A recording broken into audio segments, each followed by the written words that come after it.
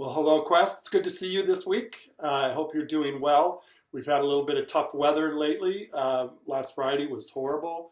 Last night, the wind blew like crazy, uh, and it blew things all over the place. So I hope you're doing well and that your week is going well. We're looking forward to this weekend and to the upcoming Christmas Eve celebration together. Uh, but let me just talk to you a little bit about what kind of in a previous issue of talking about spiritual disciplines. These are things that, like a discipline, is in a sense an activity that builds up your spiritual life.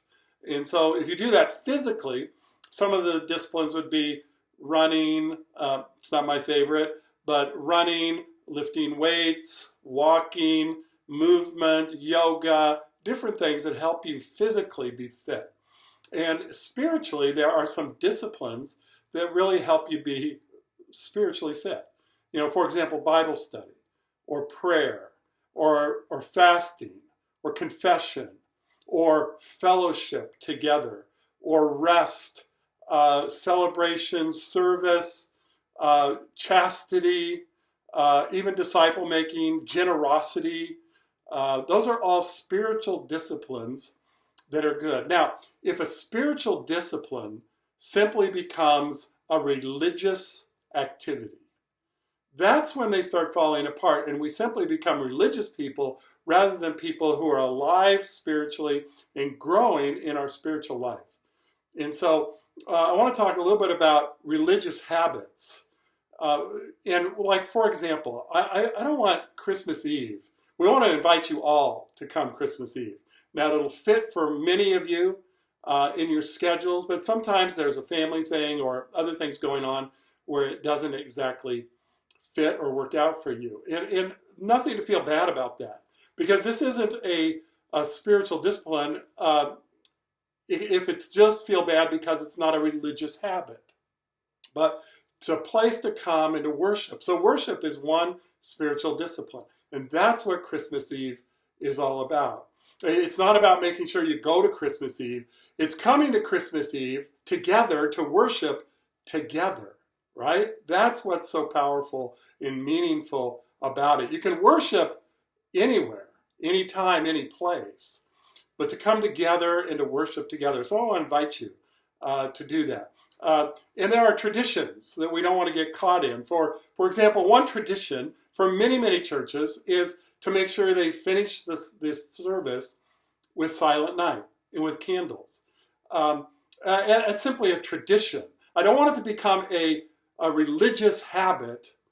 I want it to be a spiritual growth place. And so we're going to finish our service on Christmas Eve with Silent Night and with candles. But we don't do it because of simply tradition. We do it because we want to really touch the hearts of people. And that is something that has become really meaningful for so many people in so many Christian churches that we feel like it touches a place like very few other things do. So we're going to do that. So I want to invite you to be a part of our Christmas Eve. We'll be at 5 o'clock, that on obviously the 24th. And you are welcome to invite your friends, your family, your neighbors, whoever is welcome here. To celebrate this incredible reality of what we call the incarnation of God as he takes on human form from its very beginning, right? He took on human form not only from being a baby, but from conception all the way through. And we'll talk more about that on Christmas Eve, but we want to invite you. Now, 2 days later on the 26th, which is a Sunday, we've decided not to have a worship service here. We're going to say, hey, stay home, stay with some friends, family, whatever you need to do, because we don't want coming on Sunday to simply be a religious habit. We want to be a spiritual discipline of worship. So we'll put out a video and some stuff for that morning to be smaller, something for you to think about, wrestle with, some questions to answer, maybe things you can share as a family. But we want to be all about spiritually being disciplined to worship, and not just about religious habit.